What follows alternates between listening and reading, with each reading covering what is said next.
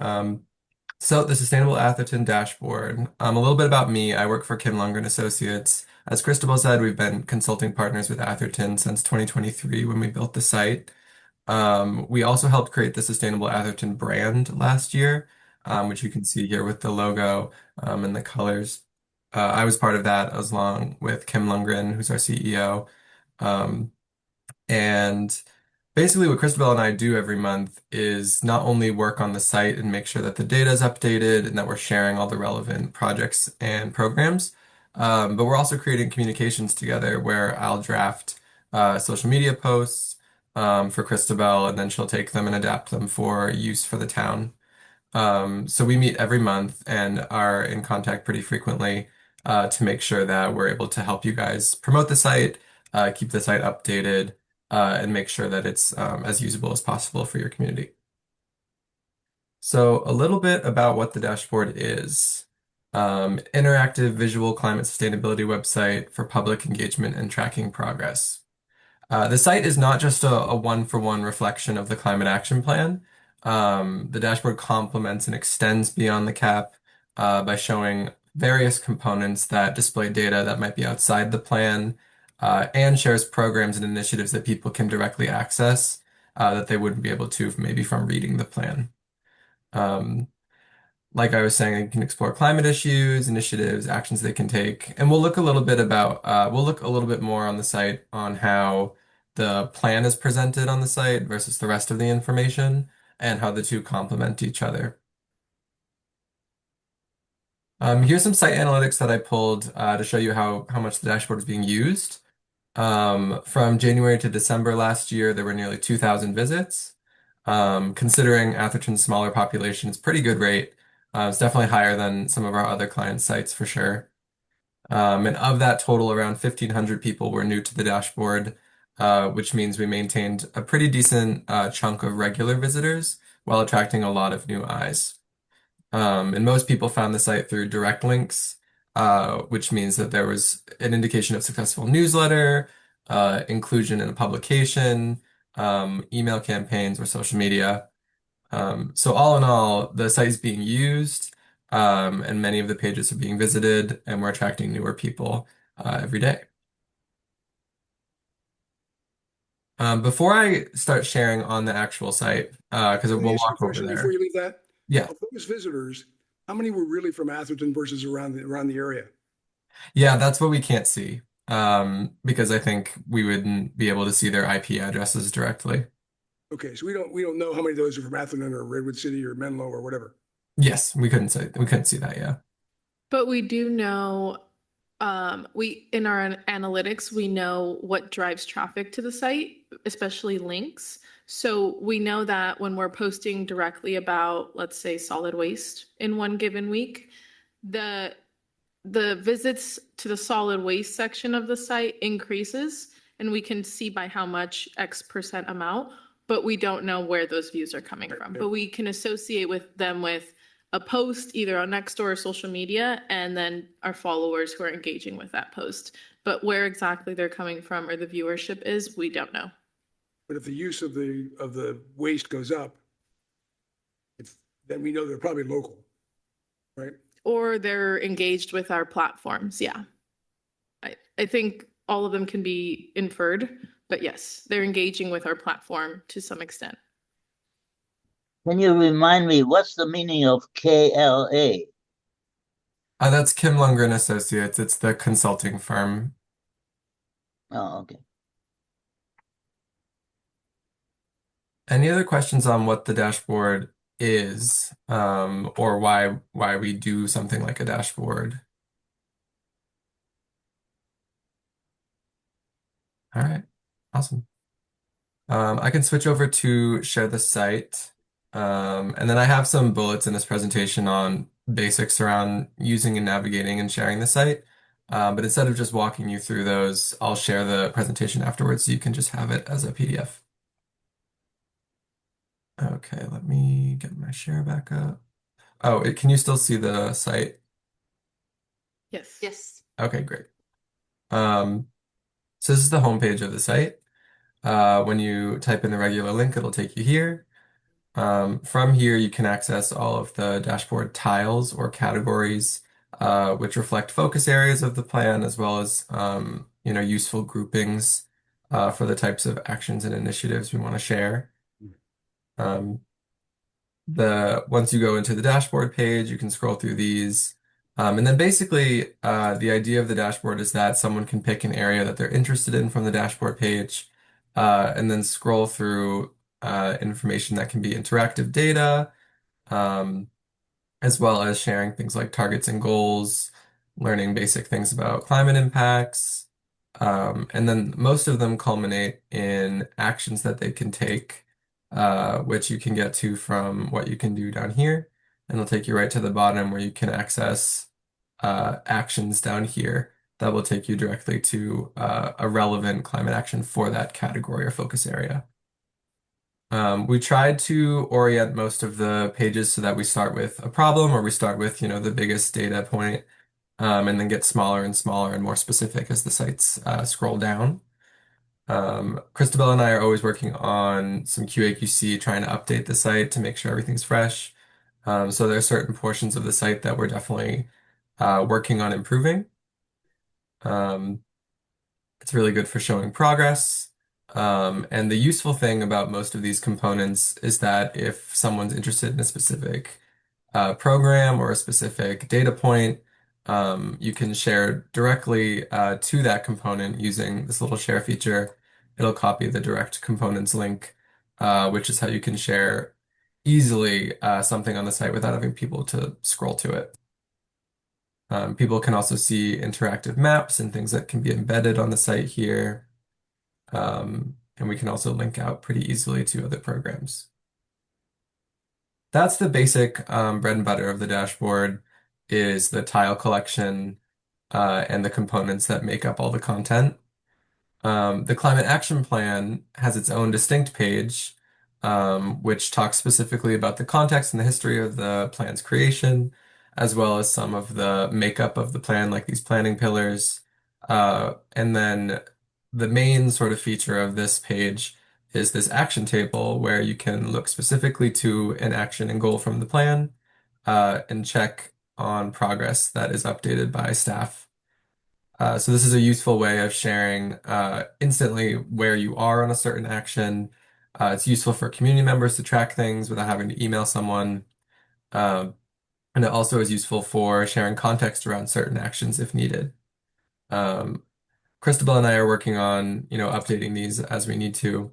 But this is the main function of this page is just to have an easy place for people to scroll and see progress on things. Note that the colored bars, those are the primary components of our climate action plan. So those are the, I think, Can't hear you. sorry, those colored bars are the 5 core components of our climate action plan: building energy, transportation, solid waste, carbon sequestration, and water use. And then there's one more at the top, I think, right? Which one? No, maybe that's the 5, but so those are kind of the overarching components, and then there's broken down smaller deliverables, kind of like what mirrors in our city council goals and our work plan. So those overarching topic areas, and then there's individual components in there. For example, we can put what we're thinking about doing at the park with regard to, decarbonization within that green section, or building energy.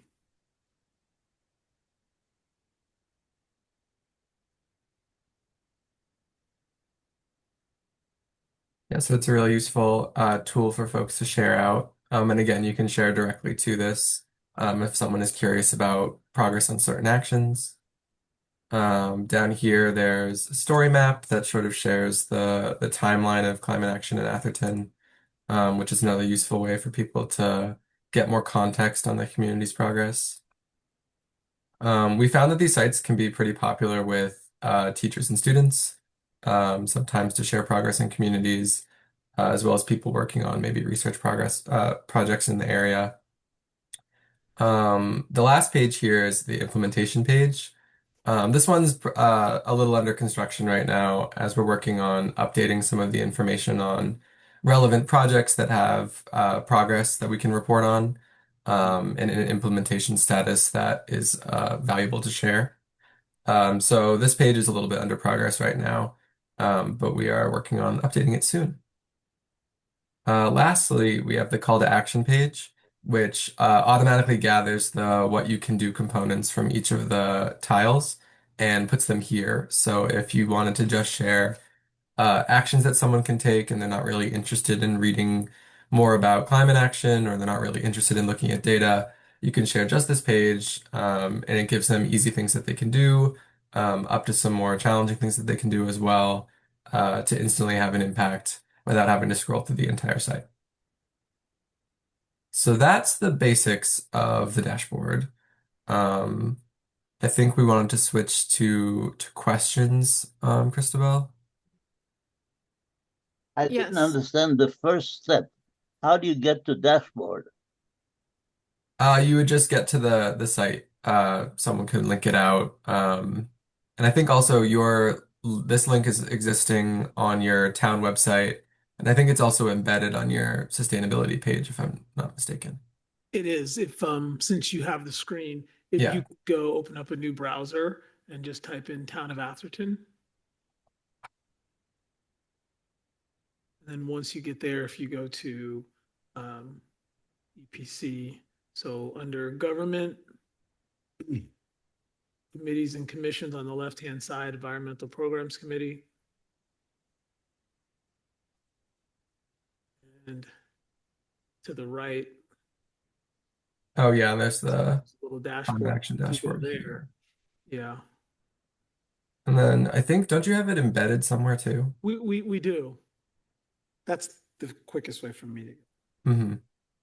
Yeah, so you can access it here, as well as just share out the direct link.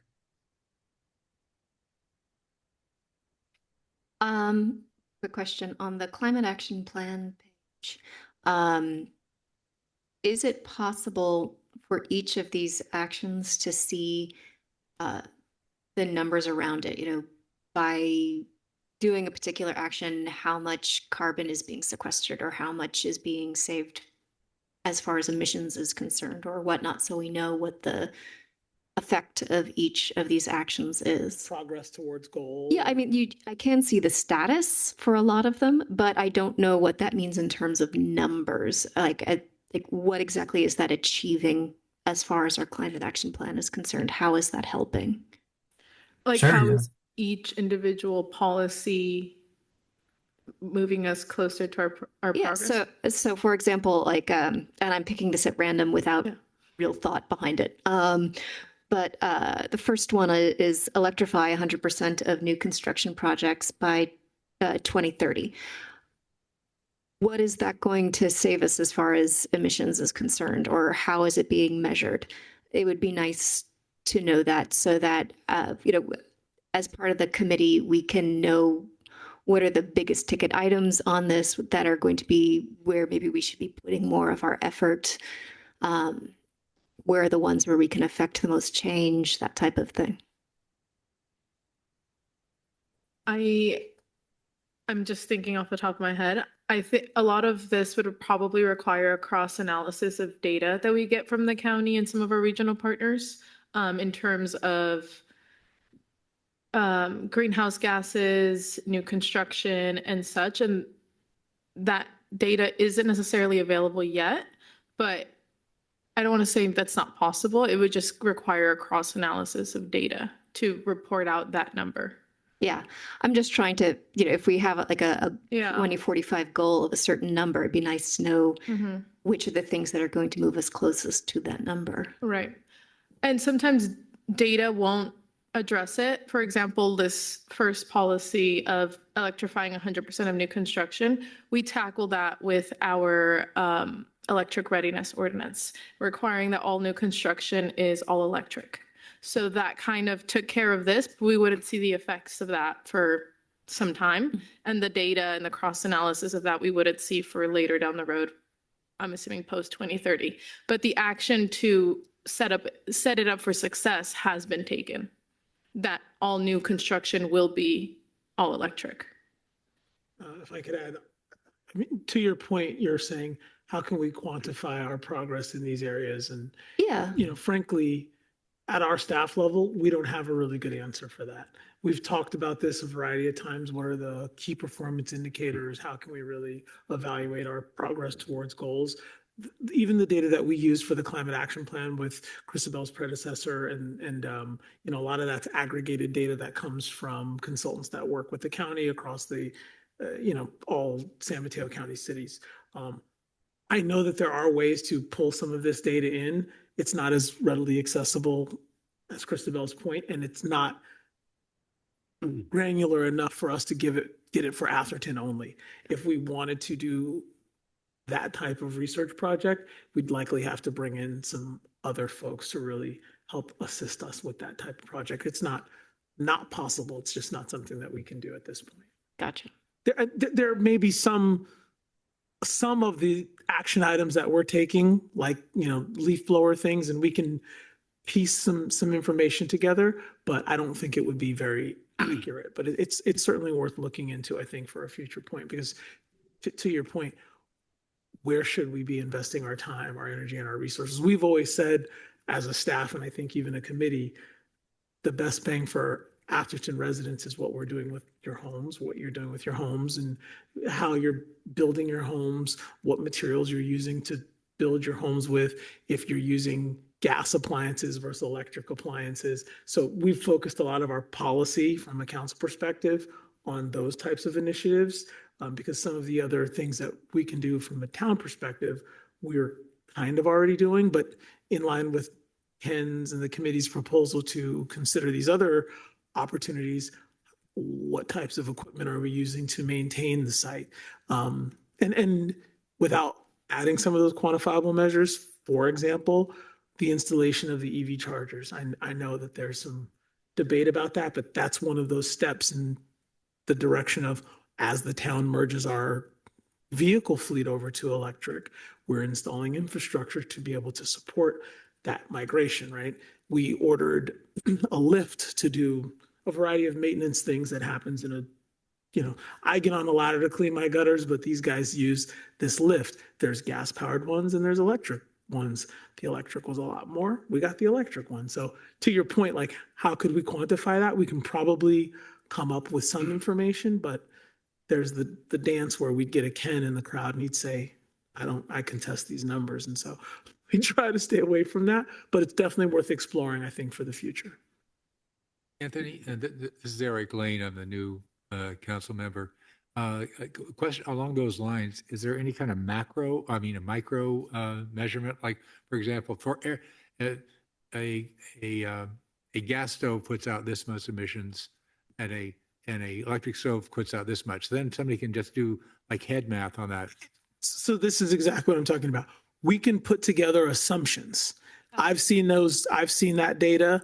I've seen other cities put forward that data. For example, we know how many electric leaf blowers the town has helped buy over the last 3 years. So we can put together an assumption that says, if we assume these people stopped using their gas-powered leaf blower, what that was putting out in pollutants versus what the electric leaf blowers puts out in pollutants. We can assume that over the last 3 years, the town has contributed to this level of reduction. So we can put that together. Having worked for the town for 6 years and knowing some of the residents, I think that people will call some of those numbers into question, and I'm afraid to put anything like that out. I don't think for what extrapolate the big on that. Mhm. Just like, and so as a choice, I'm saying to myself, I wonder what's the big deal about Sure. gas versus electric? I've been. in Oh, okay. So conversations- like an educational, Yeah, like, right. like an educational Right. campaign, like, hey, if you move from a gas-powered leaf blower to an electric powered leaf blower, on average, you can expect this type of. For you. I think that that's great. And I think that that's the type of work we'd love to engage the committee on. Like, how do we educate people on why behavioral changes would impact the community? So thank you for clarifying that. That's great. That's something that we can engage the group on, I think. Can I ask a question too? Mhm. For that big pie chart, that has like the holistic view of all the categories of all of our emissions. Mhm. How updated is that data? You know, I memorized it when it Oh, was no, 2020. yeah, that data's from 2021. Yeah. Yeah, Okay. So how often are we refreshing? that? we're, I know missed that's a really question. difficult, so but the stuff that we get. got from RICAPS to put this together, Yeah. I honestly, I mean, when's the next round of updates coming? That's a question that we'd have to take to the regional group that we belong Yeah, to. I'm just like, because we've done a lot of policy We changes have, in yeah. 5 years since all that data was made available. So I'm just like curious, because I remember, so you know, I was deep in the weeds on Yes, this yes, yes, data. yes, yes. 'Cause this day is when I was on the EPC, and our consultant at the time finally gave up on answering all my questions and sent me all the raw data. So I was like in it. Yep. I know a lot of this is really hard to get, so I'm just curious. A lot of it is hard to get. We got it through our partnership with the yeah. county, the regional, Yeah. the RICAPS. Going We to can reach out to DMV. see what the plan is moving forward. Yeah. We participate in those monthly meetings and I haven't heard anything about Yeah, expected. They've released some, I don't even want to say updates, like last year we got some corrections on data related to transportation that was updated from like the Department of Motor Vehicles, right? yeah. Nothing, hey, here's the next round of updates for you guys to use. So that's more of something we'd have to take away and see what the plan is. Yeah. Now, in terms of direction from council, committee, how that goes, if the council wanted to give us direction to investigate this data more, we would likely need to engage a consultant that focuses So on our this next exclusively. mandated like state check-in is 2030, right? Right. And so I'm just like, It's closer than we think, we're yeah. halfway there. So maybe it is worthwhile doing a check-in to see how close we are to our goals, and so that we could figure it out. In addition to the fact that there could be some, and I don't want to get too far ahead of myself, but I've had these conversations, Christabel and I, with the Public Works team about a variety of the master plans that we're looking at. Yeah. And so maybe there's some synergy and connection there if we were looking at it from a Yeah. sustainability angle, even if we're doing work on ECR, Selby, like, are we incorporating? Yeah. So I you know, I mean, we are all IPCE or whatever it's called now, adoption. We switched to green Westlight. waste. Westlight. We've switched to green waste. We've banned electric leaf blowers, which are shockingly high volume of emissions for the city. We've done a lot of electric readiness ordinances. So we've done a lot. We And certainly so have. I would also be interested if while we're parsing through this data, to know what are the town's emissions specifically, like operational emissions of. I know the town center's electric. I know we're working on electrifying the fleet. I know a lot of our non-lease cars are electrified, but there's the park. Now we have the landscaping equipment. So I'm just like, where are we at? Are we like fully decarbonized almost on Yeah. what's in the park? Like, I know all the water heaters are electric. So what's going with our HVAC? Like, I think that it would be worth looking at so that we can like chip away at all that. I think the first start for that before we get too far ahead is to see if there's any of our neighbors I know that have Rachel done did that some type of kind work. assessment when she was. I don't Sure. remember. I don't remember that. She may have. I mean, This is the kind of information that's really sticks in my brain. I don't doubt it. I don't doubt it. I think Beautiful way. So I'm just because there's kind of two levers we can do. We could do policy to affect the behaviors of the residents, and there's also the purchasing behavior of the town Mhm. itself. So just curious. I know And- she had done some kind of. Yeah, I think Rachel started something. I would have to look at her folder again. But Anthony and I have talked about bringing a form of update to the climate action plan on, what is our progress? What have we done? Because we have adopted a lot of things that haven't been necessarily updated as our progress. Yeah. And I think your question is related to the data. The GHG data that we get every year is data representative for 2 years prior. So last year in 2025, we got the 2023 GHG data. And those are generalizations for the county. So they wouldn't be Atherton specific. And based on feedback that we have gotten in the past, it doesn't seem that averages are very well received here. So if we want exacts, we would have to bring someone on to do that analysis.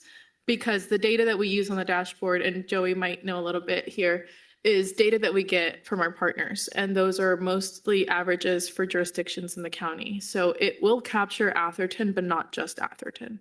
I doubt our And I think commercial's that's that where we high. struggle. We want to know where's Atherton at? That would require more. Yeah. But in terms of data, the data that we do use are generalizations of county data. And then the progress that we have made, we're still trying to capture as progress towards our climate action plan. But that is something that we've talked about bringing as an update to the EPC and the council, because we're halfway and I think the council wants to know where we're at. Yeah. So it's perfect timing because we've been talking about how to deliver that. Cool. That's kind of where we're trying to figure that out. New set of data. Sorry, Joy, we went a little bit off topic, but still related to the dashboard.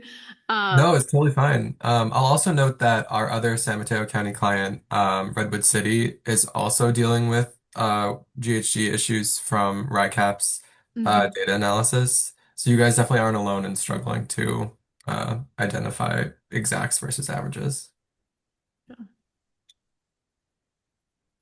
See all that. Probably not a lot of federal support right now for this either. No, but there are a lot of grants that go for.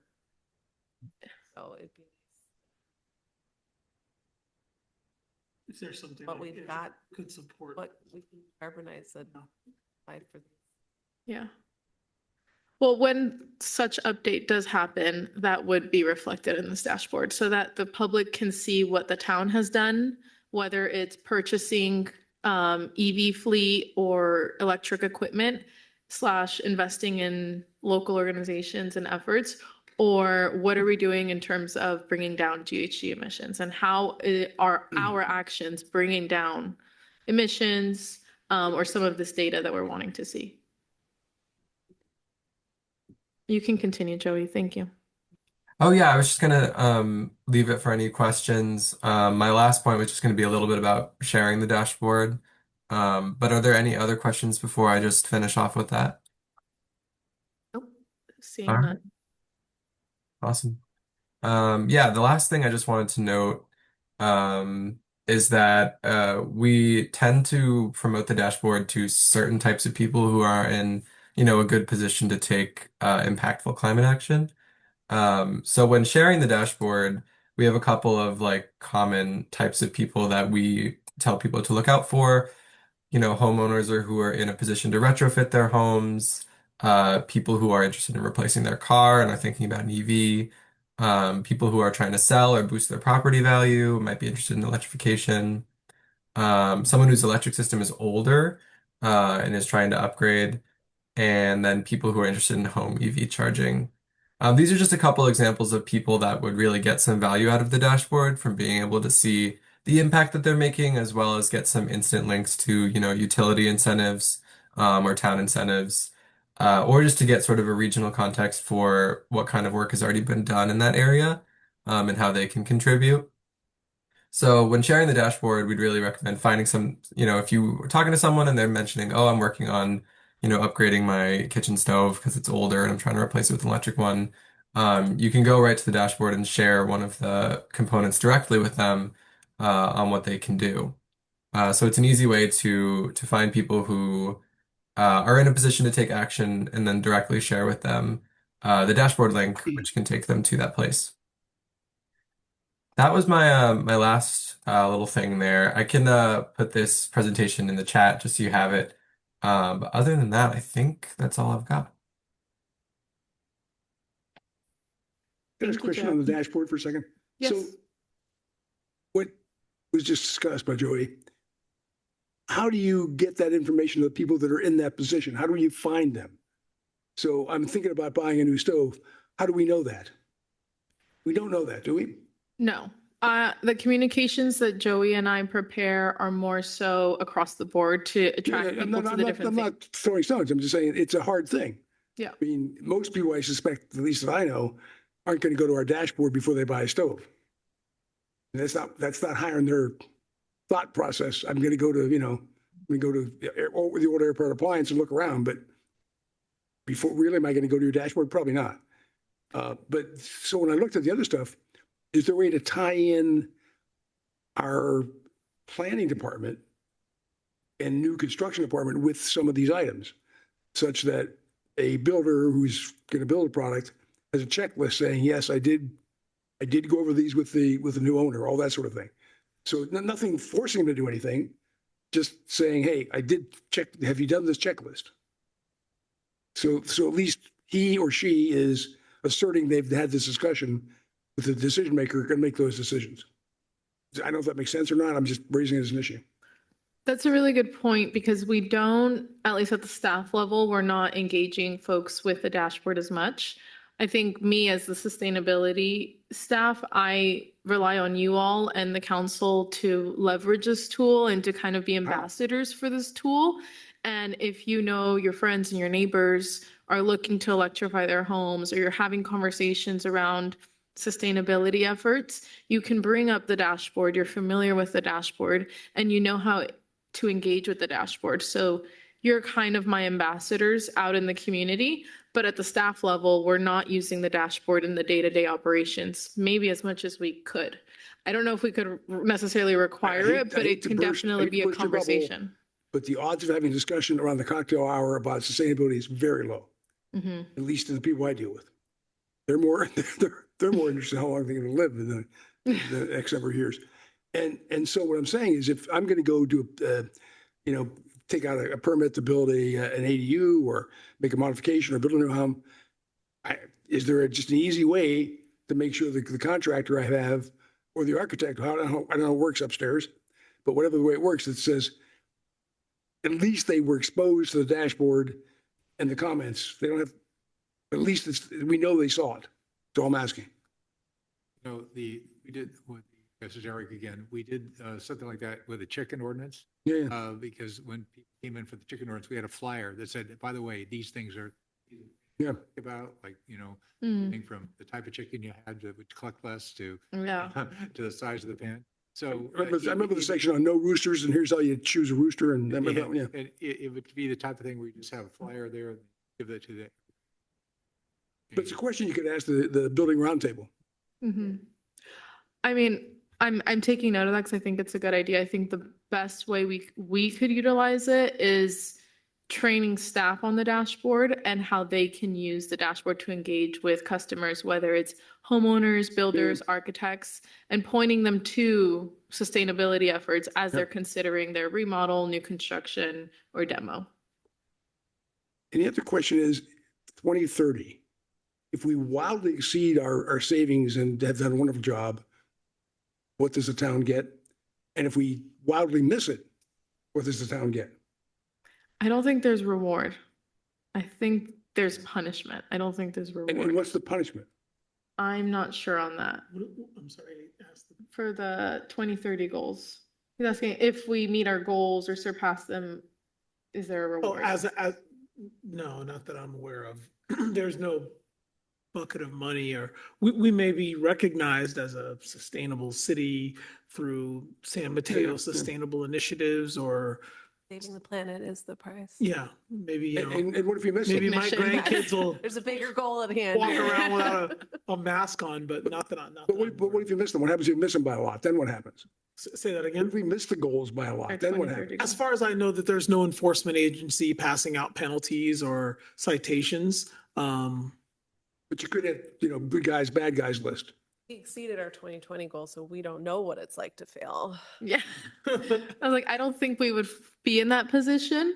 We can look into that, but that we I'm know just asking. there aren't. Yeah, I don't believe that there's like an enforcement division tied to this that pushes down And penalties. that happens with some of the programs or laws like SB 1383. Cal Recycle manages it, and the town of Atherton's required to procure about over 300 tons of compost. Some of that we delivered to the park, a little bit less than a third.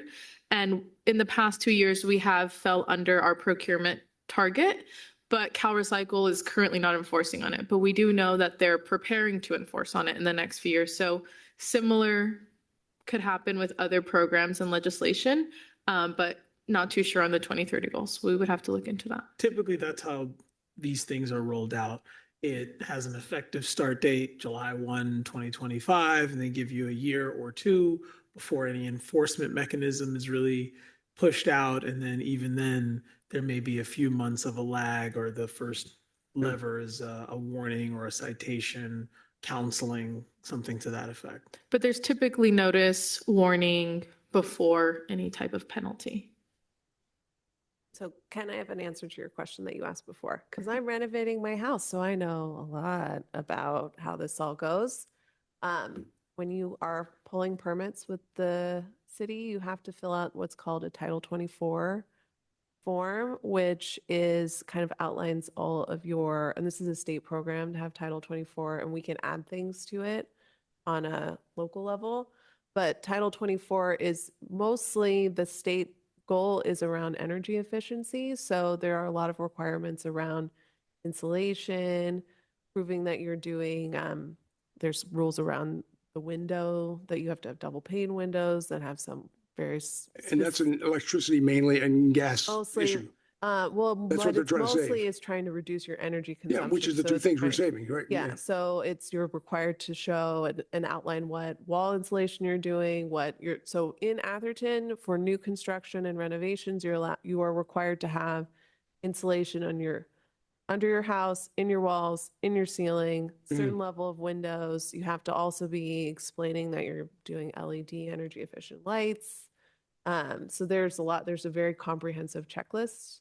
And when we adopt our building code every year, that includes an update to Title 24 that the state and the region inform. So that's where the Northern California, I think last year's building code, Title 24 banned gas water heaters in the air they have different zones. And so some zones they did HVAC, some zones they did water heaters. I don't really know why they differentiated zones, whatever. And specified their energy efficiency that they are required to have. And then I think the plan is at some point, Title 24 will also include heaters for this region. So at this point, you can't install a gas-powered water heater in new construction, I believe, because of Title 24. So we have that data, you're saying? Yeah, I mean, Somewhere we have that data. yeah, I mean, it's tricky because when you're so in Atherton, we have all the building permits and data around new constructions and renovations, but if someone is replacing their water heater, you don't need a permit for that. Sure, yeah. So, the Title 24 exists, and so that's something, and we do have that paperwork, but but that is a major source of the education for builders because they all have to fill out this form in order to get their permit, and there is inspections tied to Title 24, so they must. So from a council point of view, is the council's goal totally aligned with how do we save energy in Atherton? That's correct? Well, that's the state law. But Title that's- I mean, 24 is a that's- state program that its origin was more trying to help people. But is that our council's view? That we want, that's our high, as far as environmental goes, is that our highest priority? I don't understand your question. I mean, I think, yeah, I mean, that's part of why we adopted the electric readiness ordinance last year was because looking down the pipeline that the Bay Area Air Quality District has banned the sale of all these gas appliances, and they've set up a timeline of when you will no longer be able to purchase these.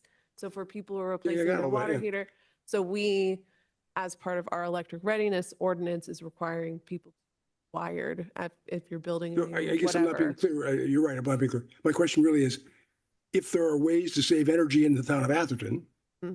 that aren't listed in all these, should we be addressing them? Yeah, I mean, I think that's more, from a policy level, I think we have a climate action plan that's focused more on emissions. I think the saving people, having houses be more energy efficient is state goal. That make sense?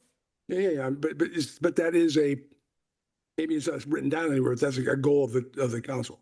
Yes, yeah. I don't know. We haven't had meetings about it, so I can only speak to myself that energy is good, but Yeah, I don't think there's anything that's going more restrictive than that than like the leaf blowers, which is our custom thing. Not everybody has done that, and that's not mandated at the state level. So if you look at it, if you're, what I'm trying to, what I hear from your question is, that's the state level. Are we higher than that? There aren't very many. Not necessarily higher, but different. Are there, I mean, Well, I meant more restrictive or well, more inclusive. in different areas, but basically the whole goal being energy reduction. I think by adopting the climate action plan, the council has agreed that being more energy efficient is a goal that we have as an overarching goal. How we encourage residents to go about that goal, that's something that I think we'd welcome some support from this group on, and maybe talk to other partners within this space on. But we've, as Mayor Holland has mentioned, we've made some steps towards that by providing rebate opportunities and, all of these other factors. So I think the short answer is yes, I think it is a goal. And now we have to continue to think about how we're going to shift behavioral change and encourage residents to do it. Because these are all, again, these are opt-ins. These are not like I think when you first joined, right, you said, hey, I don't want ordinances, I want information. And I think What I really prefer is action items showing the residents it's in their best interest Mhm. to do it and let them pick the way they do it. But their best interests are both the environment and the economics. and the cost, Yeah. right?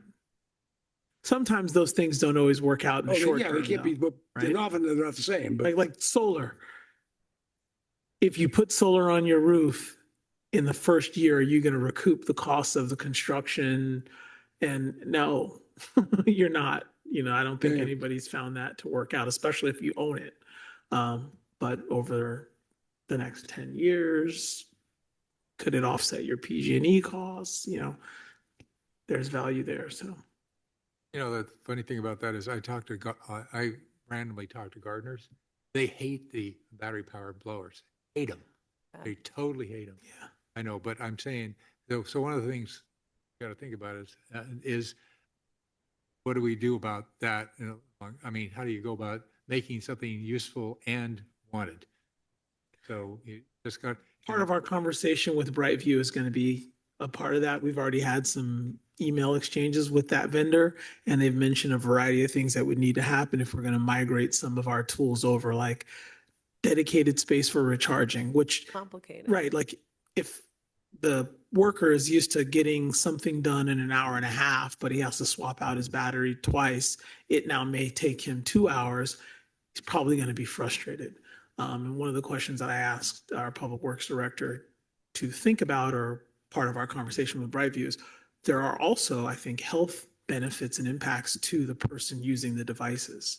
And we haven't really addressed that. But, if I were a forward thinking person using this device, I would think, if I'm going to do this gig for 3, 4, 10 years, maybe inhaling fewer fumes is in my best interest, even if it takes me a little longer to do. Not as loud as well. So it's Yeah, better your for the ears, your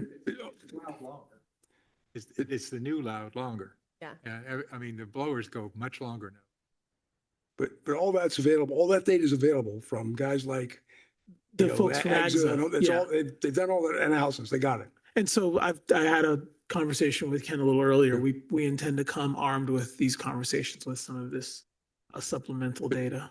But Barrett, going back to the discussion, I've been chastised for having conversations beyond the charter of the EPC.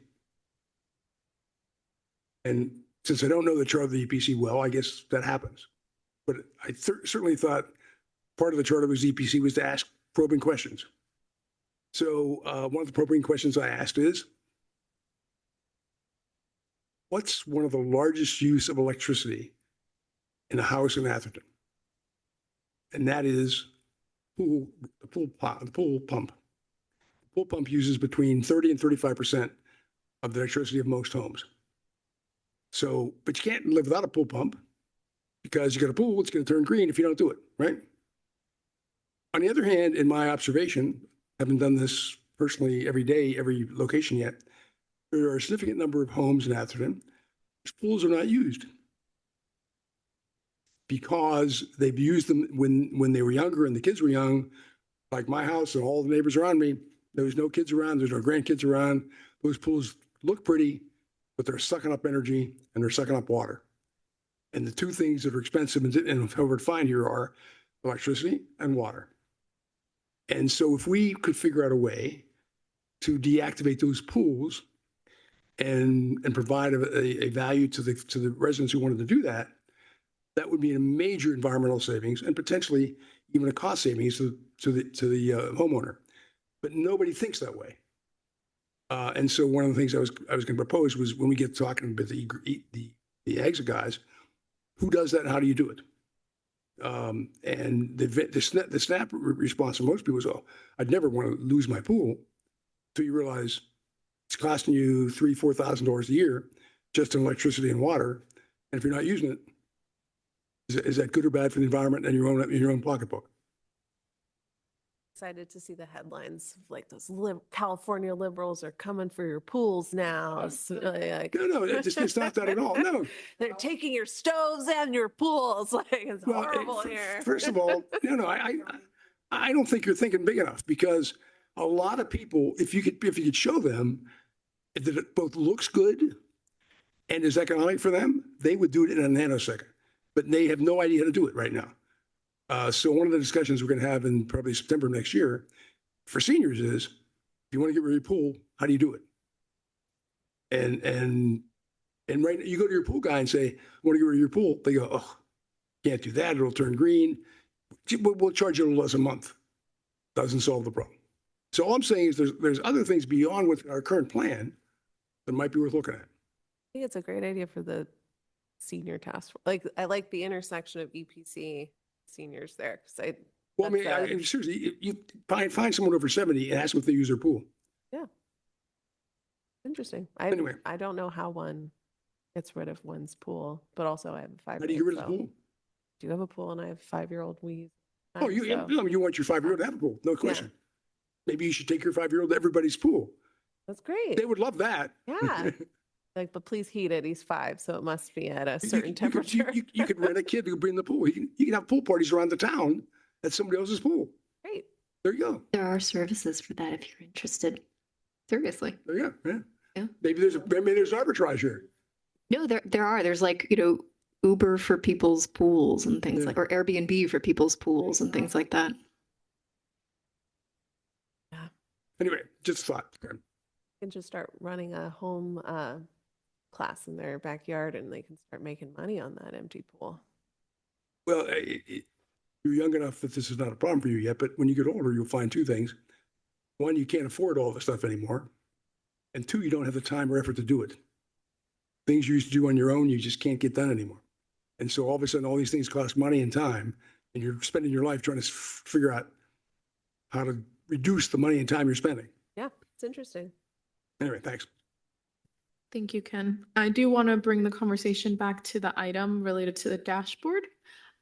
Joey is still on. I do want to give him his time back, but if there are any other questions, comments on the dashboard, Joey and I are consistently doing quality control and assurance on it. So if you're ever engaging with the dashboard, viewing it with somebody else, and you find anything that can be updated or anything that might be missing, please let me know, because Joey and I are consistently looking to update the website so that it's as updated for the public to engage with. And thank you for some of your feedback, because I think I took some really good notes, and I'm sure Joey picked up some ideas on how we can improve the dashboard.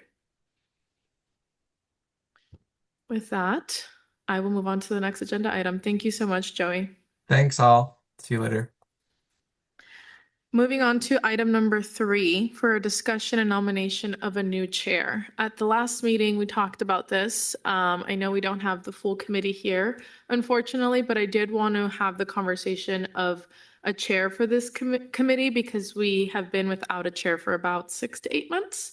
And there is an upcoming committee and council workshop on February 11th, I believe, of which we would need an EPC representative. So I do want to be mindful that we don't have a full committee, but I do also want to have this conversation. If anybody would like to chime in. We'd like to nominate the 2 people in here. Yeah. Nominate and vote for. I think Their next meeting, they're running it. We got the quorum. What are the criteria? that's one way to go about it. Welcoming all comments or feedback. Wasn't the new guy the first guy that gets the job? Isn't that what happens? I think that's the way it works. I'm not sure, Anthony. I'm not sure how chairs have been selected in the EPC. Typically, it's a nomination and, the committee, typically it's a nomination and the committee would take a vote and somebody often would have expressed interest or at least they wouldn't reject it, right? We can continue to operate the way that we have, but the benefit of having a committee chair is that it gives the staff liaison an opportunity to engage with one of our members on the committee about the agenda and get some insight and some support to speak on behalf of the committee about, goals and. We meet every other month for 2 hours. Correct. What's the additional requirement for the committee chair to meet and spend time? I would suggest that it's double that. So probably instead of just the 2 hours every other month, it's probably 2 hours every month. And this Because really, you'll have like an hour with Christabel to prep agenda stuff. And then just before she releases that agenda, there'll likely be somewhat of a check-in and a follow-up. And yeah, really, I think the chair role has been meeting with me, having a check-in prior to each meeting, assisting me in running the meeting, making sure we stay on topic, Yeah. similar to council and the mayor of how she runs the meeting. The chair would help me run the meeting, stay on topic, making sure we're sticking to our goals and priorities, and making sure that the agenda is reflective of what the EPC is wanting to see. I have, for the past 2 meetings, I think, I'm not sure if you recall, I have set the full EPC, the draft agenda, and I invite your feedback. If there are any items you'd like to include, let me know. The chair would be the one I would work directly with instead of sending a draft agenda to the entire EPC. But really, it's the attendance of the meeting every other month and a check-in with me prior to each meeting. And then, of course, the council and committee workshop that is happening next month. I believe that's a potential 2-hour workshop. And then anything that could come out of that. it does come with a raise. Comes Yeah, what? it doubles your money. I mean, Compounded no one has come to you and say, I'm willing to do this yet. No.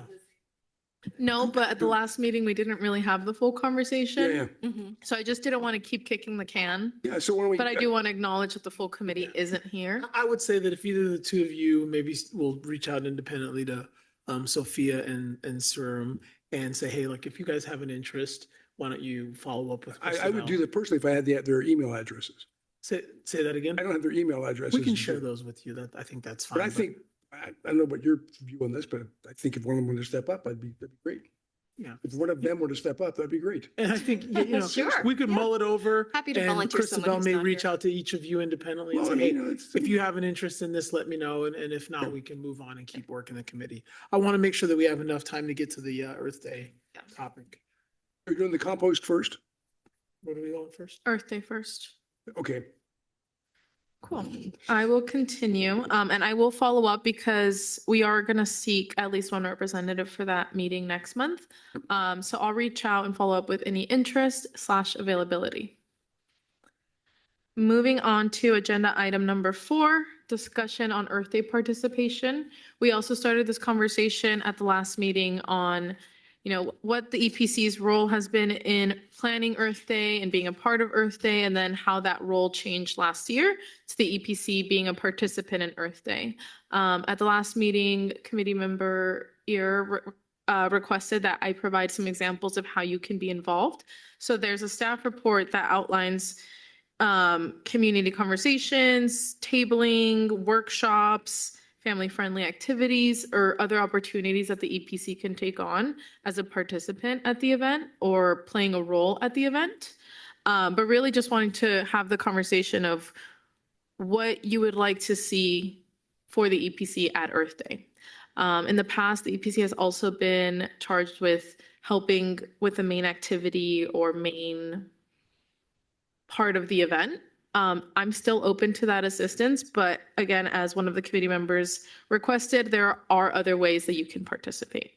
So really this is for us to kind of discuss whether you want a table, if you would prefer to host a workshop related to a topic, In the staff report, I do outline the global theme for Earth Day 2026 is Our Power, Our Planet, which is around advocacy, voter registration, really kind of boots on the ground activism. I think we're going to stick on theme with that with a more Atherton twist of, local engagement. How do you get involved? What are our committees, our youth committees? There's the Silicon Valley Youth Advisory Group. There's the local Atherton Advisory Group, and really pulling in a lot of community resources around education for our climate action plan. But also welcoming any feedback related to the theme if you have any. If it would be helpful, Allison, we can also share themes from the last 2 years to give you some with that. Yeah, sure. I looked in advance of this meeting. Okay. I went and I just Googled Okay. what Atherton as well as other towns have done for past years just to get an idea of that. Yeah, I mean, last year for our theme was protect our species, and that was off theme from the global theme. So we don't have to stick to it. We've definitely steered away from it in the past.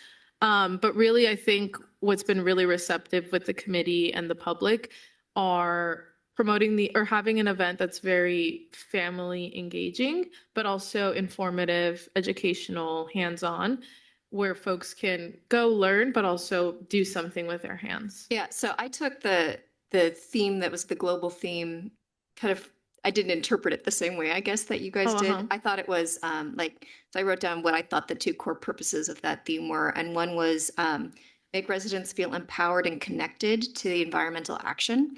And then the other one was being able to gather genuine input and on what matters environmentally to our particular community and how they can affect change in those particular areas. That's exactly a great example of how we interpret the theme. I don't think we would embody the theme as much, but more of that local approach, more Atherton-like. Last year was the first year in my 6 where we said we want to align the vendors with the theme. We've tried that to some degree in years past, but ultimately we are pretty open to a variety of different vendors to fill the space, make sure that our regional partners feel very well engaged. I think in the first big year of the Earth Day celebration, and I'll give the floor to the mayor, it was a come one, come all. Yes, we have a theme, but our vendors and our kind of like eye-catching activities, our theme. However, we've got something for everyone. And it was great. And it was It was the big. first year you said? The first big year, 2020, 2021. 2021. And really the challenge was like it was a big undertaking. It took all the focus and all the energy of 5 of our committee members plus staff. And so we've thought to scale it down to some degree without losing the essence of family, residence, neighborhood. We tried a partnership with Menlo Park and Redwood City that was done at Menlo Atherton High School in their space. And it was much more educational. And the feeling was that we lost a little bit of that hometown connection. And so I think if we did something like that, which we're not, it would lose entirely of what your point was, like, hey, folks, how do we engage you specifically around this topic and maybe encourage you to think about this topic more broadly? And even those think about this topic more broadly, we've added elements of like even the food that we offer. So in the last few years, we didn't offer meat, to help expose people to like, hey, can you eat more sustainably? I think the feedback we got very clear from everyone. They want some meat options, right? But that's just to give you an example of how we've curated the event to mirror these goals and these attitudes for a day around this overarching topic of creating a more sustainable environment. Is there a way to dial in the fun factor? Like, for example, a leaf blowing contest or something where they're like kids blow a ball. So we did that. Yeah. So that was actually, yeah. So in the first big year, we did leaf blower bowling. We had competitions where the There you go. council competed with the the fire department, the chiefs went against each other. It was great. We decided to retire that because it was really successful. We had the robots versus the goats. Sheeps. And that was a huge draw. The media loved it. It was really interesting. Last year, we brought in these owls, Raptors. and the raptors are used in like rodent pest Yeah. control. So we're always kind of looking for that like eye-catching, almost like Atherton centric fun, like this is radical, this is new. So we'd love to get that because that's kind of become Atherton's thing. Like we could have no vendors there, but we have this radical thing. It's a win, right? So Yeah, we'd love that from you guys. Yeah. The secret Fun. sauce. Yeah. So I've been in 3 of them serving behind the table. I find the EPC table to be marginally of value. You could have no one there and just put information down. That would work. I think it'd be better to use the EPC in some proactive thing that actually happens. And picking up on Stacy's recommendation of shocking people, I think what we should do is have a contest where we award to the children an award for embarrassing their parents the most by what they waste energy on and do bad things for the environment. Punishment method. No, the kids don't get punished. They get like With a gas water heater. But if My there biggest were, energy waste is having children. With the lights on. So but if you could find some way to engage them, Worth be it. useful.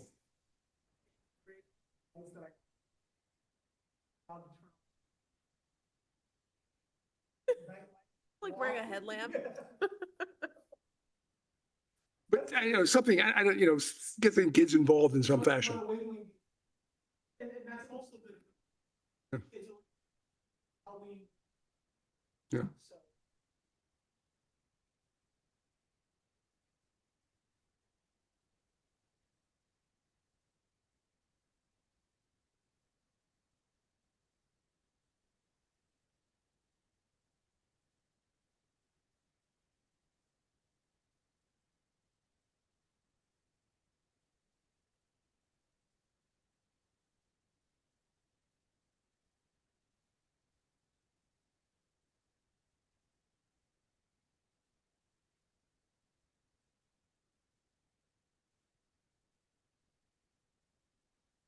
Yeah.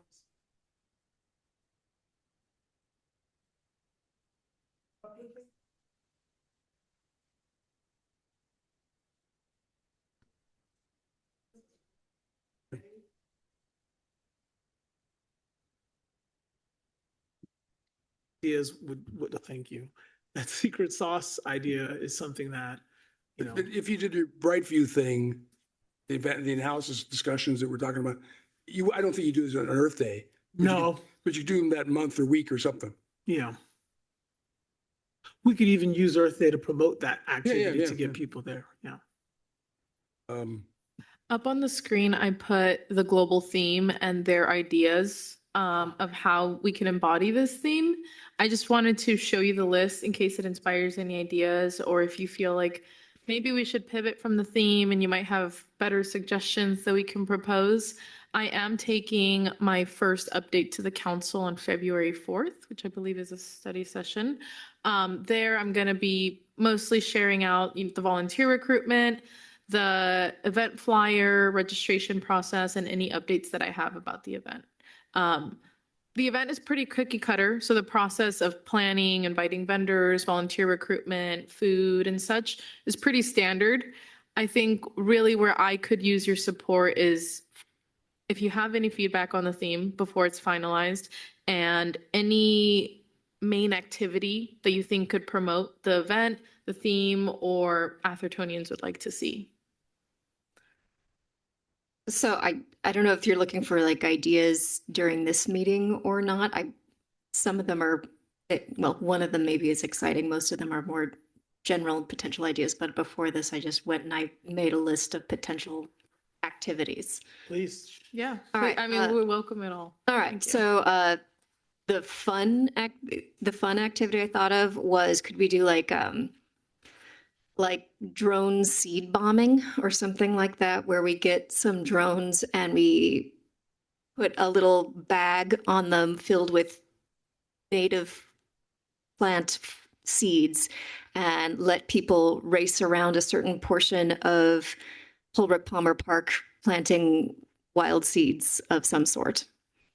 Something like that could be fun. Tech in Atherton always goes over very well. The library has they had one of their like stays was big moms have like they Yeah, you could even have like the kids make the bombs at one portion of the day in some sort of kid activity where they like go and they, take clay and seeds and whatnot, and then the family gets to drop them later on at some place in Holbrook Palmer Park or at their home. That's a good idea. Good to know that the library's already done it before because we invite them as a partner to the event and they typically also put on an activity. So if Mhm. it's been successful in the past, it's something that they can easily replicate for this event. Mhm. So that was the most exciting idea I had. Sorry to lead with that. Could you add and make, I had a similar Yes. one of like a passport or bingo card. I don't know if you've seen those at Yeah. events where like, bingo or passport if you went to this type of booth and this type of booth and this activity. Yeah. And that way, like kids and parents or folks who are attending can kind of checklist Yep. things and visit different types of activities, tables, booths, and workshops. Yeah, at the I event. thought it could be interesting for us at the entryway to have some sort of interactive heat map where we could have a lot of different categories. What part of an environmental conservation or sustainability means the most to you, and people can put stickers so we can immediately see what are the areas that they're most curious about or they think are the most important, and then we'll know for our community what they're most interested in learning more about. We could also have like a pledge tree where we have like a big trunk and people can add leaves with something that they or their family is going to pledge to do this year. Like, I'm going to walk to school more, or I'm going to start composting, and then we could display it at the library over the course of the year or something like that. Or the children's playground. That's cool. That's a good Yeah. idea. We could have, I think we should definitely probably display that dashboard that we just all talked about because people don't know about it. As well as I wrote, have a takeaway flyer available and that has something that's very, like a one pager that's has very clear actions that can be taken. And I brainstormed some actions, and literally the first one that I wrote down, Ken, I think you'll like this, is a checklist for a sustainable remodel. Yep. So you could just do it that way. As far as workshops, I thought fun ones, and I know last time, Anthony, you mentioned, the biggest impacts we can have in Atherton are probably around remodels, rebuilds, landscaping, etc. So I thought like designing a climate resilient garden could be an interesting workshop that's maybe interactive where people get to sit down and literally walk through how they do it for their particular property, or building better sustainable design choices. And so we bring in contractors or architects and whatnot and have a panel where they can talk about, here are your checklists for things to discuss. I know waste is another big area of concern for us. I thought maybe something fun we could do is like a repair cafe. So teaching people and maybe even kids how to fix things instead of throwing them out or throwing them away. Everything from, how to sew on a button. That's something we could teach, older children how to do, or how to hem something, how to patch something, bike maintenance. We could have a knife sharpening station, like just things like that, that people could bring in their own items and we can help them. There are a lot of volunteer groups that are big into doing fix-it stuff, maybe engage one of those to come in and help make everyone's own consumption more sustainable. I love that. Like, I don't want my wife to hear you say that, but I really love that concept. Can't Like, hear you. the reuse and reuse component from clothes to household materials and equipment. Yeah. Then I wrote down seed bomb making, and then trash to treasure art. If we could bring in, from our own city recycling bins, a bunch of the stuff that would be recycled anyways, and have kids create sculptures out of those that maybe we could display at the library or something. The Those were my recycling ideas. thing, what, could you consider an area somewhere? People brought in good condition things that they were either going to throw out or give to somebody else. It's like changing the clothes, the kids' clothing thing, where you're not going to use it anymore. Otherwise, you're going to give it away, so someone doesn't have to buy it. So What's our- not a new item has to be Oh. bought. I'm thinking like, So our WasteWise event, right? We could do something before our WasteWise event and say, so we could okay, add that to WasteWise. yeah, like, hey, if you're gonna get rid of this, but it works, Yeah, gotcha. bring it here, we save That's it. the month and then- before, or is that month? That's what I was gonna just ask Christabel. The February, isn't it? WasteWise event, what's the date on that? Saturday, April 11th. And So it's the when's same month. Earth Yeah, yeah, Day? yeah. Yeah, 10 a.m. to 1 p.m. And And then Earth Earth Day's- Day is Sunday, April 26th, So, 10 a.m. to 1 p.m. yeah, as well. we So could, we could think about having a station where you brought in things that perfect good working order, you're just not gonna use them anymore. and I can tell you, having worked the last 6 WasteWise, there's a lot of that. Yeah, oh, yeah, yeah. There's, There are these groups called Buy Nothing groups, Mhm. where it's basically like, your stuff that you're like, I don't want to sell it, I don't want to throw it out, who wants it? Yeah, yeah. Want to partner with them? Like my preschool's doing a Buy Nothing event next weekend where everyone's bringing all their stuff they've grown out of, but there are groups that do these events that might be worth partnering with. You for wonder that. whether, I mean, would Athertonians really want to buy them? Or would bring them in and have some like the Buy Nothing groups, take them to be redone somewhere else? I don't know. Yeah, I mean, there's just organizations Yeah. that do these that like might be thrilled to get space to Yeah, yeah. host something. It's worth it, yeah, worth thinking about. Yeah. Yeah, I think from the staff perspective, looking into something like that, it would probably align most with the WasteWise event, in Yeah. which case it would be you're already planning to dispose of this or donate it or Yeah. drop it off at the The event. mine site. If you would yeah, consider. it does that very nicely because instead of giving it to the shredder guy, Mhm. it could be the guy who's going to repurpose it in these other events. I had this discussion a little bit with Bill before the last one, saying, could we have, one of the charities, one of the Catholic charities or something to be there for donations? And he didn't want to do it. But if we think about it in advance, something that's very targeted, like electronic products or electric products or something, might make some sense, like cookers or something. Something that we can look into, because I think there was also interest in having Goodwill as well, so that folks can drop off that was the other option, donations. yeah. The issue with combining it with the WasteWise event is a flow issue, because Green Waste comes and sets up their bins and everything. They have their full process. And when we bring in another organization or event to their event, it's disrupted the flow. Yeah, that's So right. Yeah, it would yeah. definitely be something leading up to that event. But if we can tie in, Yeah. 1, 2, and 3, Goodwill, a charity or a church, and this Buy Nothing group, that can definitely be a separate event. Thank you for those ideas. We can look into that. And thank you. There are also groups that host fix-it clinics. Yes, the county has some. Yeah. I just like- noted that, a fix-it clinic. Like, What, don't build fix it just- clinics, is that what you said? Yeah. Yeah, the It's people county just come puts and they know how to on. Fix everything. Yeah, It's I think there's amazing. some organizations, I've seen some through the county, where they host some Saturdays and some days throughout the week where you could just pop up to either one of their Millbrae locations. I think they have one in Burlingame, and they'll drop the locations and dates. But you show up and you can fix your appliances, electronics, bikes, etc. What about, I don't know if this is something we'd want to do, like partner with a local science museum and do like a controlled fire tornado to do something about wildfires.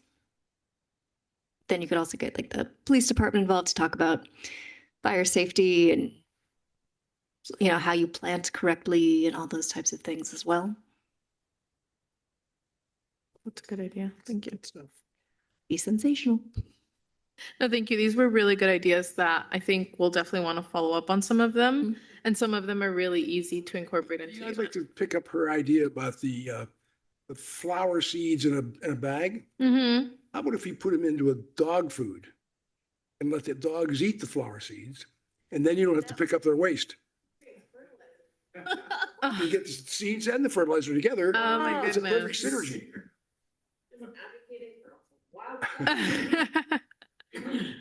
Okay. It's trying to get out of their chores. I know we don't have the full committee here, but just to gauge, the three that are here, do you think as a committee you would be most interested in more so tabling, helping to promote the main activity, walking around the event and helping steer people to a potential workshop, tabling, or other activities? What would you like to see, I guess, for yourself and the EPC? I mean, it's my first year, so I'm Yeah. the eager one who just wants to do. Yeah. So Okay. I mean, I love the enthusiasm. Thank you. I think it's useful to get as many people from the EPC there as possible and have a cycle through the tabling. So there's one person at the table at all times, but everyone else is walking around. hmm Like some of I guess, for example, one of the ideas suggested here was that heat map. We're kind of polling the community. That would probably be best fit at an EPC table. Folks can come up to your table and say, "Oh, you're the EPC," and they get to learn more about the EPC. When the EPC meets, what does the EPC do? And then you can also poll the community on what their environmental priorities are as you represent them in that section. That's one thing that we can do. We can plan to table, and the staffing of that could be a rotation where at least one or two members is consistently present at the table, and then other members can float, and maybe it's a 1 hour, rotation. I can start my planning with the EPC tabling and knowing that you might be a part of that main activity. But mostly what I wanted to get today was, what are you interested in doing at the event? And then gather some ideas for that main activity, or what did we call it, the sauce of the event? Because really I think that's what people remember. The tabling, the food, all of that is always going to be very cookie cutter. But the theme, the activities, especially the main activity, is what people remember. And so that's where I'm really leaning on your support. So I have some really good ideas that I'm going to explore. And I think I'm getting that the EPC wants to be involved in some capacity at the event. But also we might be interested in having an EPC table. Does that sound about right? yeah, I think so. Perfect. I can work with that. There's no video produced or anything so far of this group. What do you mean? Video? Any video like Like an outreach overview of video? what the group or some of the issues? No, our intern is working on one of our special projects with our intern is a committee brochure, basically going around and interviewing each of the committees, and the end product would be, if becomes a brochure, is essentially, what is the planning commission? When does the planning commission Good meet? idea. About the planning commission, what are their priorities now? Yeah. And having a brochure where residents can scroll through, whether it's committees, commission, council, or town groups. And a part of that is getting footage. So we did interview, for example, the chair of the transportation committee. I don't know if it's still Jerry Lugers, I think. Yeah. We interviewed him. Our intern did like an article, and we took a video of him biking around town center. So we have that content. Our intern is working on getting all of the committees, the town groups interviewed. We're still needing more content, but we do have some. Right. So something that we would use for that is, it would feed a brochure, but we could also do scheduled posts before meetings saying, "Hey, transportation committee," with a video of Luger's biking around. We interviewed the chair of the committee, and fun fact, and they meet on this date. See you at their next meeting. And that way we can help promote, one, attendance for the committees, but also engagement if they're lacking membership. I was thinking about that would kind of video Yeah. to display and sort of Yeah. just give them another. It's definitely something we're working on. Yeah. We're tackling it now. We don't have it all, but we're working on it right now. Okay. Any other comments on this item? I have a little offer to make. In the Yes. last year, I wrote another book, and Oh my goodness. and I'd You're be busy. happy to supply a book, a free book or two, as a prize for something. Oh, wow, that's really generous. Thank you. The What's book, the book the book is title called Essays, and, on? and it's a collection of essays that I wrote over the last 2 or 3 years. That's really impressive. Thank you, Gregory. If you have a copy of that, I'd like to see it. But I'll have a copy in about 3 or 4 weeks. okay. Well, congratulations. That's not nothing. Thank you, Gregory. Well, if there are no other questions, comments, or concerns, I will bring something back to you in March. I do want to mention that March would be our last meeting before the Earth Day event. If we feel like we need another meeting to talk about it either before March, I would need to know that now because I would have to arrange a special meeting, or in early April to kind of finalize what we didn't finalize in March. But at that point, we might be scrambling. So I just wanted to, one, let you know, and two, see if we might be interested in a special meeting between now and March, or between March and April. You said the date is April 26th. Correct. Yeah. Yeah, so And that's a Saturday or a Sunday? It's a Sunday. Okay. by the March meeting, will the agenda for the Earth Day be set and presented to us? Yes. Okay. A full, the March meeting would be March 19th, I believe. So we may have some vendors who aren't fully registered. We Mhm. may have some follow-up to do, but we would have a general idea of who's going to be at the event itinerary, and logistics. So the goal of that meeting, from our perspective, would then be to say, okay, we're committing to all being at a booth and helping Correct. out with X. Yeah, we would be Main looking at event the type of deal. EPC's specific role at the event, Mhm. and then I would be essentially pitching what that main activity is going to look like and what Mhm. support I would need from you. Okay. In years past, Can we've you had, remind me, are we involving any other of the communities, or is it just Atherton? Just Atherton for this Just event. Atherton. Okay. And it's at the park as usual. Correct. in years past, we had a few different subcommittees for different priorities of the committee, and one of those subcommittees was an Earth Day subcommittee. And that may be a way that we can meet with no more than 2 members of the committee to get more feedback, engage you more, even if it's just in the planning activities. Yeah, I'm happy to help Without with that if hosting- need be. Yeah, I think so too, so. Okay. I do think the March meeting will be a lot more informative. So we'll have a better picture of the event and your role at it. I just did want to mention that that would be the last meeting before Earth Day. So if you do have any concerns about it, feel free to follow up with me. But if there are no immediate concerns, I will move on. I'm going to chime in a little bit on Earth Day for the theme. Mhm.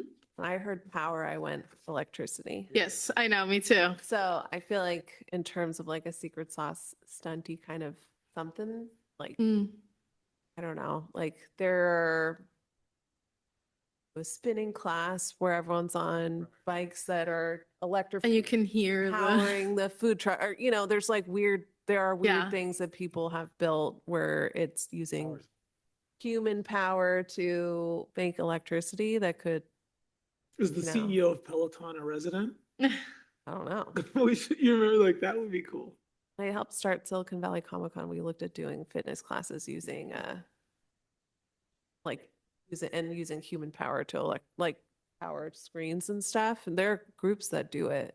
That'd be cool. I Okay. mean, There was that group of kids who brought that car that was Yeah. bike at Mhm. that time from, I think they were Stanford students. No, that was oh my God, they're the ones that do the home intel free energy assessments. That they just like Commute.org or, no, it was the home intel guys. oh, Home Intel. Yeah, it was he and his son like during shutdown converted. They took Like a bug. like a VW Beetle and converted it basically into a bicycle. Oh, fun. And then they were giving people rides around Holbrook Palmer on Could you this, do, like, bike car thing. Are there like electric go-karts that we could race or something like that? Yeah, something like that. Like, I feel like there's so many like weird electric stuff. Hey, That, they that would be a let me- we had, liability like, people concern. riding e-bikes around the park. There was a lot of activity that Okay.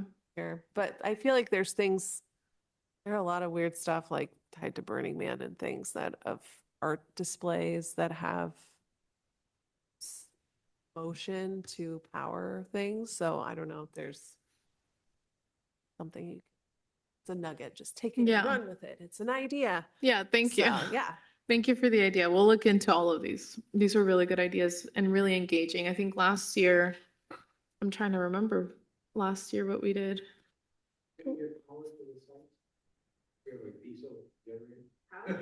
I know, We have right? electricity How over at the dare park. you, sir. We do. We do have a diesel generator. How does power get out? Is there one? Oh, yeah, In yeah, the- yeah. I mean, yeah, we Some have, of them we have work. electrical outlets Yeah. at the park. So it's But, a you know, fun when we game have of bounce which one's houses, working. we do have, Issue. it's Well, the truth. Yeah. The last time I was there, I'm not an Summer organizer concert for series or National Night the Out, camps and so- whatnot. Yeah. well, if you have any other ideas, suggestions, please feel free to email me after this meeting, and I welcome it all. Thank you so much for your feedback today. I will move on to the last item, which is the compost hub conceptual plan. Now, for this, let me share it. The town received, oh, let me try that again. The town received, or receives an organic waste recovery grant through SB 1383. And for that, this predates me, but we did budget to have a compost hub at the park. And it seems like it's something that we're still interested in. I don't know if you've seen the compost bin, the compost area at the park. Right now, it's very naked. You drive up, you pack your own compost, and you drive away. We've talked about how we can facilitate streamlining this process. I think Ken, you suggested pre-bagging compost, having volunteers, have shifts during some weekends to help assist and such. But right now we're focused on building this compost hub to be informative and engaging. Now, I think we budgeted about $20,000 for this. And in the EPC packet, you'll see this kind of really draft conceptual plan of that area where I didn't want to obstruct where the green waste dump truck would be coming in, which is this front area. So it really only leaves us this small left side area.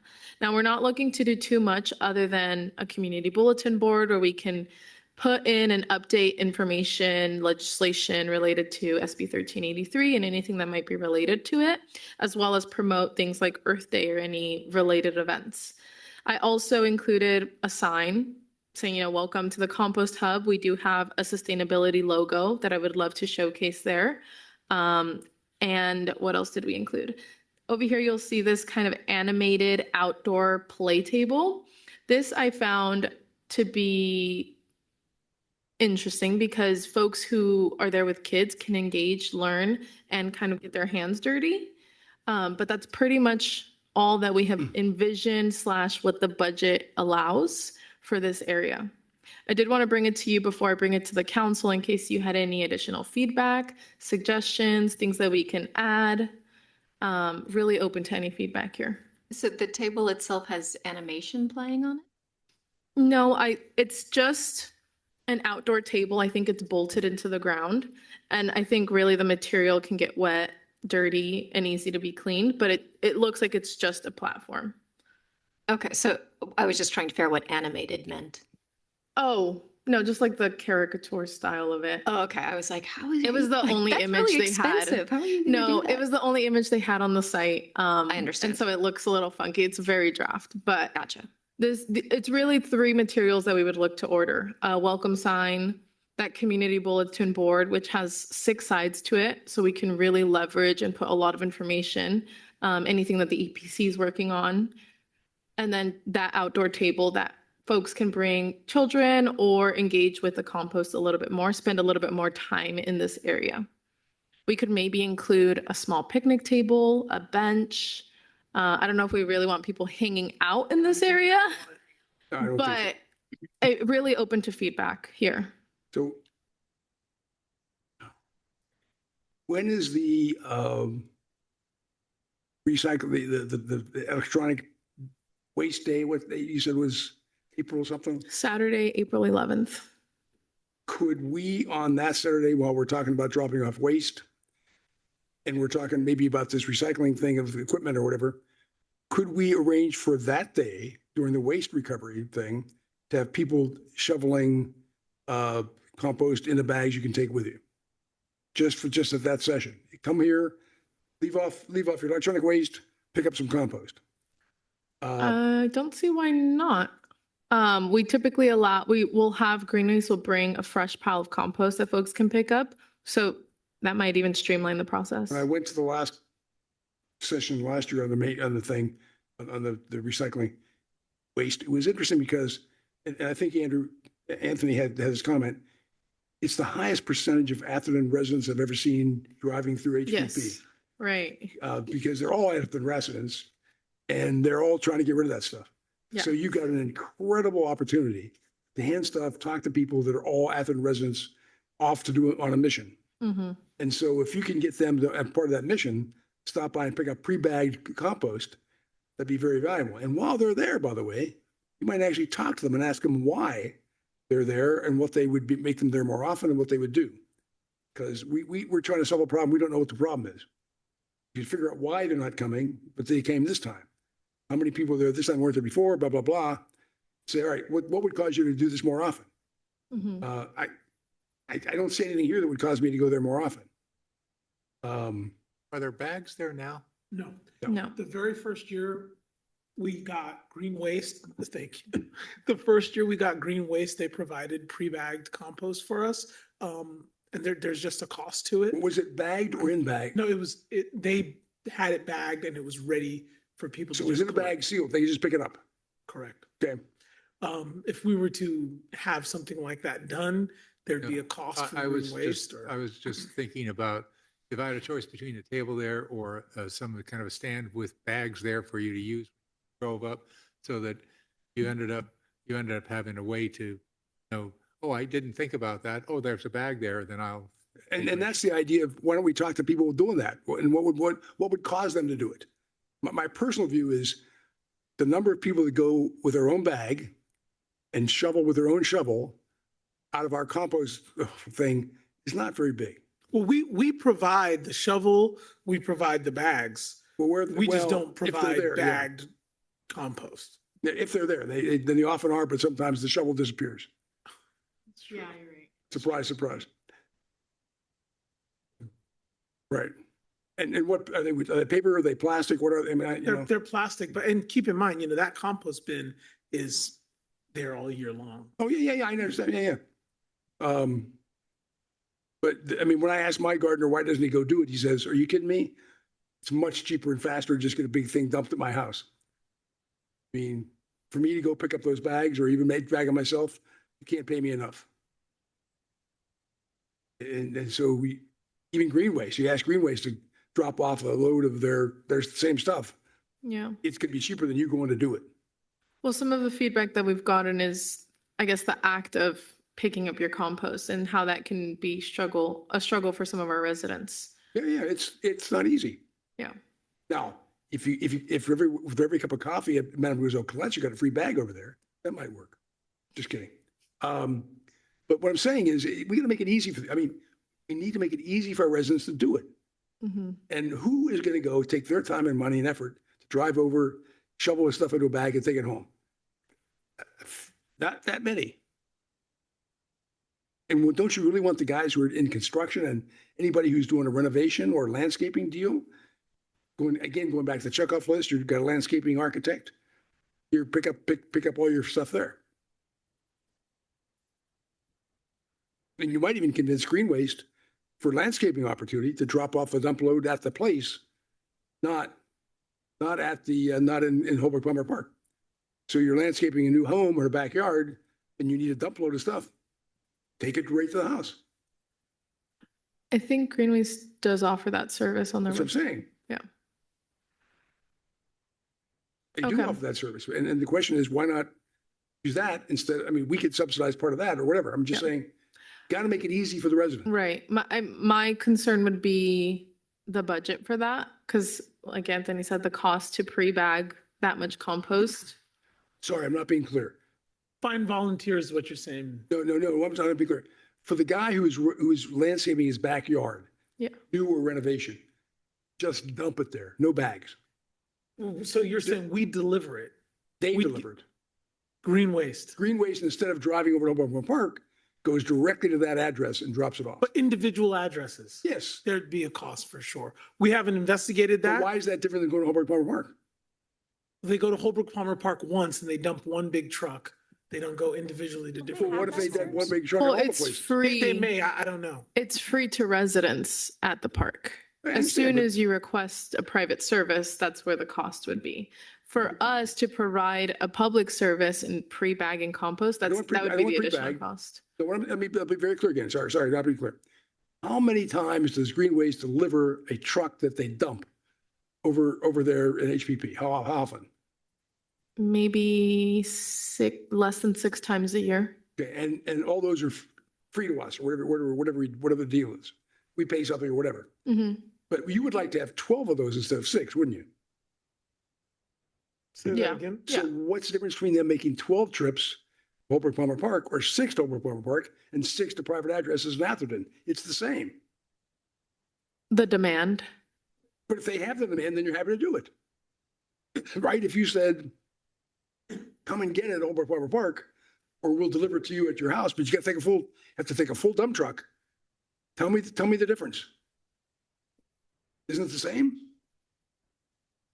No. So hold on. So Green Waste does offer that service, so you can get it delivered. So are you suggesting it be free, or are you finding out if we're getting I'm that suggesting that info tracked? Green Waste charges you every time they drop off a dump truck to Holbrook Palmer Park. Do they not? Yes. We pay for that compost. Okay, so every time they go to Holbrook Palmer Park, they charge you for that. And you want to go from 6 to 12. What's the difference whether they take 6 to Holbrook Palmer or 6 to other addresses in Atherton? They're going to charge you for 12. Mm. What's the difference? If you want this to get the consumer to use it, he has his choice: FOB Holbrook Palmer Park and bag it yourself, or FOB your house. But you got to take a full truck. Yeah, so like some type of self-directed residents would residents can now reach out to Green Waste directly and arrange. But then you got to pay them. Right, so You're- you're saying we subsidize that for residents and somehow they would reach out to the town? The town, I'm not sure how you do administratively. All I'm saying is the cost to Green Waste and the cost of the town are the same. Yeah. They deliver 6 to Holbrook Palmer Park and 6 to my address. So you're saying to eliminate this then as No, part I'm of not it? saying keep Holbrook Palmer Park. No, I know, but to do 6, you either eliminate it or replace it. Otherwise, you're doing 6 plus whatever the other places. No, are. but we're going to pay for that anyway. We want it to go to 12. That's our goal. I see what you're saying, I'm saying Ken. I we think you're want to go to making 12, an Whether they interesting deliver to point. Holbrook Palmer Park or my address, it doesn't matter. Yeah. Well, And if I can do it that way, do it. to answer your question on what's the difference would be that at Holbrook Palmer Park, it's open and available to everyone who chooses to self-serve. If we started taking orders for private addresses, that would be a concern. Why? What if we did a But- raffle or some kind of, because we can't. Oh, do it to- exactly, because we would think have to be able to the at least conflict is we provide can't do it one for to every everyone. household. Right. But Or we are charge them now something. I committing mean- to 12 whatever deliveries and we're not hitting that number. So I think there's the bridge between your idea and that is that it's like 3 a year and we do some raffle or something at Earth Day where you get a, Your goal is to make it easier. How do we make it Yeah, easier for get it people to to a get? house. Your goal is to get more compost used. Yes, My goal is to get more compost used, and whether they deliver 6 and 6 or 12 to Holbrook Palmer Park, it's going to cost us the same. I like that raffle idea. Or you Yeah, could do, so I I mean, think that would be a or fun you thing to have at subsidize the Earth free, Day. every house You can know, you have a have big landscaping one a year at a project. discount or something. yeah, because I Get think. all of your things from us. Yeah, I think I think the raffle or something is a bridge because I think what I'd worry about is if my neighbor got free compost, I'd want free compost. well, But we're well, not budgeting to give everybody free compost. That's crazy. But that's So your goal. there's But to your point, we've budgeted for what, like 12 trucks or whatever, let's say. And so if we're thinking we're gonna use 3 for the town, for the park, how do we get rid of that other Yes. 9 to hit our obligation? So some creativity. I'm interested in I'm just this. saying, at the end of the year, if you're missing your goal, Yeah, cut a Yeah. deal. Yeah. yeah. That's, We're gonna, the raffle's a good idea congratulations. as a middle We're ground. putting a But to whole answer your dumpster's worth question, of that's trash in your why we backyard. couldn't.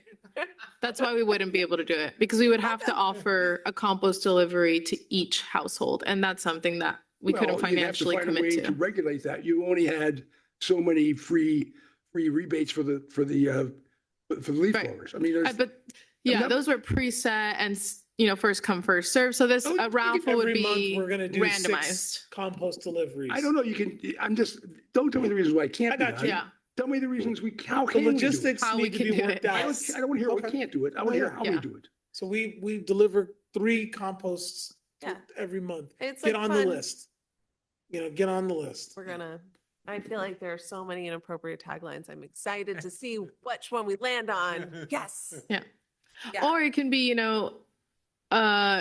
you completed a sustainability effort in your home, you can enter into this raffle for a free Well, delivery. But the guy, yeah, whatever, but that's the goal. I mean, I went over there a year ago or so, and I started filling bags and went, oh my God. Yeah. And I took it back How to many did you get to? How many bags did you about get? 3. Like, because Pretty I good. was spilling dirt everywhere, putting it in my car and dropping it off everywhere. I'm not going to put this in the back of my Lexus. I'm telling you right now. Yeah. So Also, the Boy Scouts, I feel like we partnered with last We, year, we, right? we did, they did somewhat of a service project around Yeah, that. I mean, maybe they want to be there's a difference between having a dumpster of compost delivered to Versus your like a few house bags. and like what a lot of residents actually need. Right. And so maybe there's some. I get a dumpster every year in the spring, They go, which of is part, just compost? which is part manure. Awesome. It's not all compost because there's nothing in compost. It's activated compost and manure, a bunch of stuff. And it really brings all the flowers up, but it gets blown away during the year. So I get to put another in next year, right? So I pay the guy to deliver it, then I pay him to take it away, and then I deliver it again. But what I'm saying is the amount of compost used in this town is amazing. We just don't know it. Yeah. And no rational person is going to go over there and bag their own car. It just isn't going to happen. Yeah, raffles or some kind of.